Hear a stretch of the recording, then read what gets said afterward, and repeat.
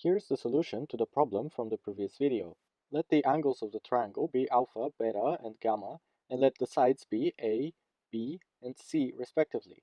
And let the circumradius of the triangle be big R. Then we know that this length is C times cosine beta, this length is C times cosine alpha, and this length here from the orthocenter to the foot of the perpendicular is 2R cosine alpha cosine beta.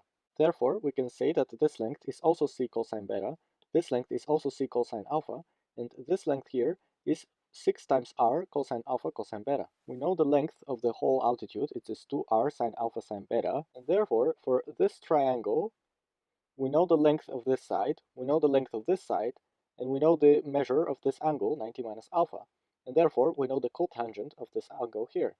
Similarly, for this triangle, we know the length of this side, we know the length of this side, and we know this angle is 90 minus beta. Therefore, we can find the cotangent of this angle. And we're going to prove that cotangent of this angle equals minus cotangent of this angle, which would mean that the sum of the two angles is 180 degrees. Indeed, if the cotangent of this angle corresponds to this length with a positive sign, then the cotangent of 180 minus this angle, which would correspond to 180 minus this angle, so this point, the cotangent would be this same length but with a negative sign.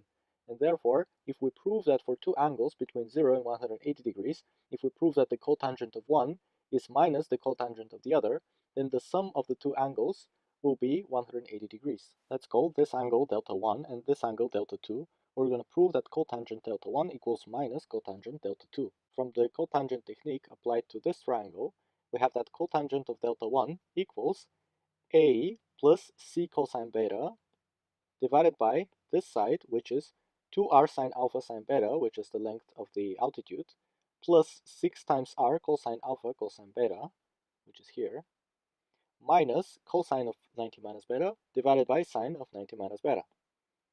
And now let's apply the same cotangent technique, but for this triangle, we get that cotangent of delta 2 equals this side divided by this side, so b plus c cosine alpha divided by 2r sine alpha sine beta plus 6r cosine alpha cosine beta, and then minus cosine of 90 minus alpha over sine of 90 minus alpha.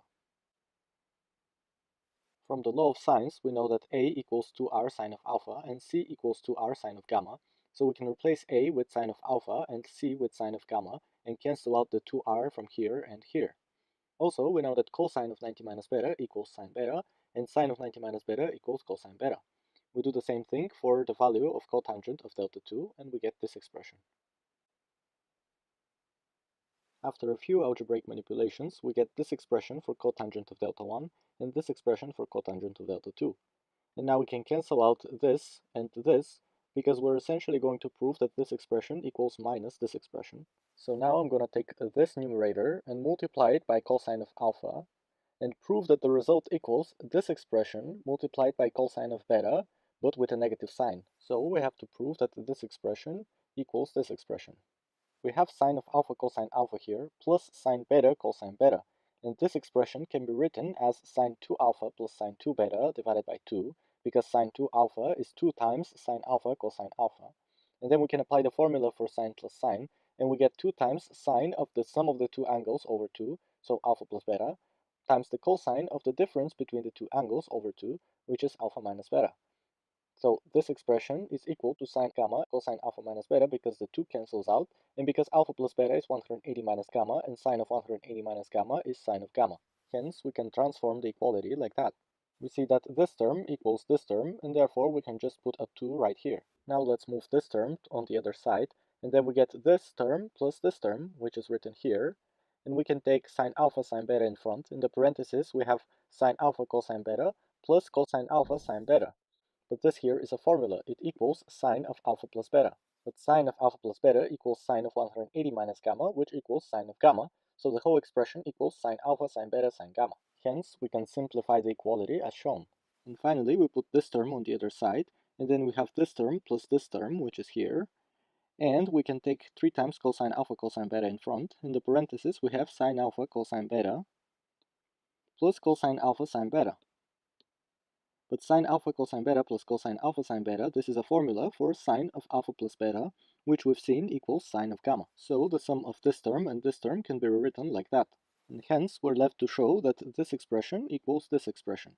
First, we can cancel out the sine of gamma, Then we notice that this term is the same as this term, so we can cancel two of these with two of these. Finally, we need to prove that cosine alpha minus beta equals cosine alpha cosine beta plus sine alpha sine beta, but this is exactly the formula for cosine of alpha minus beta, so we're done. Here's the problem for next time.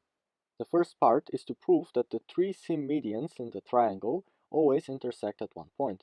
This point is called the lim1 point for a triangle.